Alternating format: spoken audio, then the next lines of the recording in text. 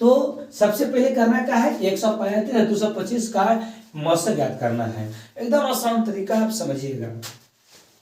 तो सबसे पहले करना क्या है, देखिए इसमें a का मान क्या होगा, a बराबर आपको होगा 225। अभी हम बताए कि दो संख्या जब रहता है और उनमें जो बड़ी होती है उसको हम a मान लेते हैं। a माने होता है भाज्य, a माने क्या होता है, भाज्य को a बोला जाता है, और भाजक को हम लोग, जो भाजक उसको b मानेंगे। तो भाजक कितना है, 135।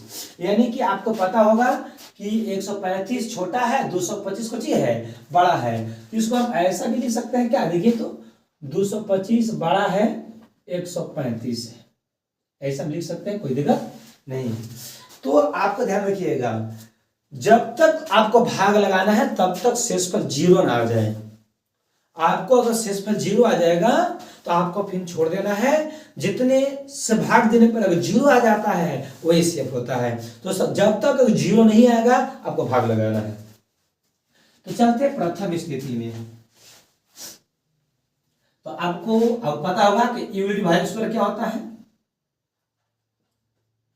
यूक्लिड विभाजन सूत्र होता है a बराबर बी क्यू प्लस आर होता है।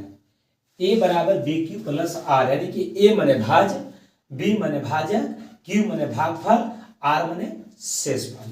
आप देखिए यहाँ पे 5 क्लास में पढ़े होंगे, भाज्य बराबर भाजक गुने भागफल प्लस शेषफल, ये आप पढ़ चुके हैं, 5 क्लास पढ़े होंगे। अब यहाँ पे प्रयोग देखिए, प्रथम स्थिति में चलते हम लोग हैं। पहले करते कुछ है, आपको हम क्या बोले, जब तक शेषफल 0 नहीं आएगा जब तक भाग लगाएंगे। तो आप देखिए यहाँ पे 135 है, भाग लगा दीजिए 225 में, एक मर्तबे लग जाएगा 135, घटाइए तो आपको 0 के 0, 12 में से 3 जाएगा, कितना हो जाएगा 9, कितना हो जाएगा 9, एक कट कुट 9। प्रथम स्थिति में चलते हैं, देखिए प्रथम स्थिति में यानी कि फर्स्ट स्टेप, तो क्या होता है सूत्र, a बराबर बी क्यू प्लस आर होता है। तो अब देखिए एक में a कौन था, a माने हम भाज्य बोले थे, तो कितना है 225 है, बराबर भाजक कितना है 135, भागफल कितना है 1, शेषफल कितना आ गया 90। हम क्या बोले थे, जब तक शेषफल 0 नहीं आएगा तब तक भाग लगाएंगे। तो अब चलते हैं दूसरे स्थिति में, अब चलते हैं दूसरा स्थिति में चलते हैं। चलिए फिर भाग लगा दीजिए। अभी कितना भाग लगेगा, याद रखिएगा हमेशा, याद रखिएगा हमेशा शेषफल से भाग लगता है।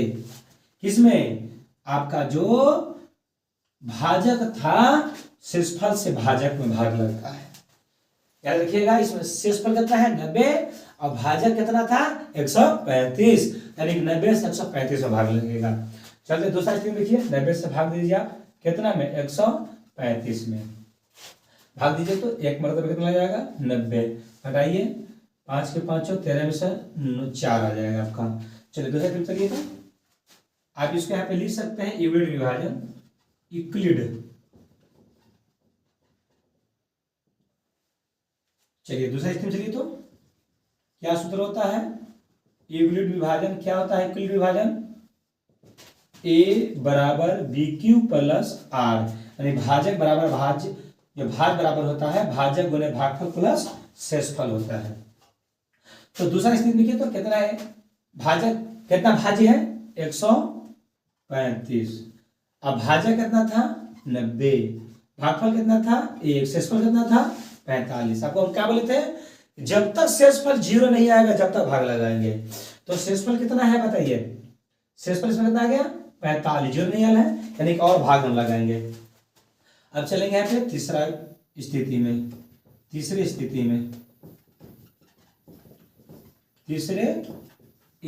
में चलते हैं। क्या सूत्र होता है, a बराबर बी क्यू प्लस आर। तो फिर भाग लगा दीजिए, किससे भाग लगता है बताइए। आप हमेशा आपको बोले थे कि शेषफल से भाग लगता है भाजक में, तो शेषफल कितना है 45 और भाजक कितना है 90। चलो लगा दीजिए 45 से 90 में, 45 दूना के 90। देखिए आ गया शेषफल 0। चलिए ए बराबर कितना है 90, बी कितना है 45, क्यू कितना है 2, शेषफल कितना है 0। अब देखिए शेषफल 0 आ गया। जब शेषफल 0 आ गया तो किससे भाग दिए थे हम 45 से भाग दिए थे।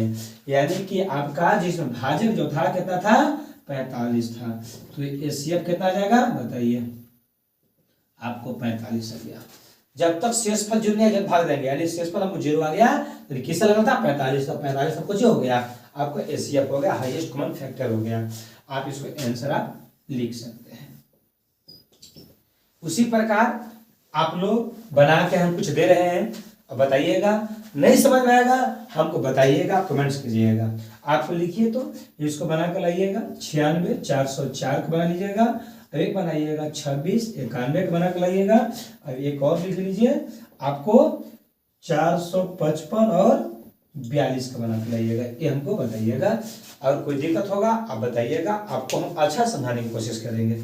चलिए अगले वीडियो मिलते हैं।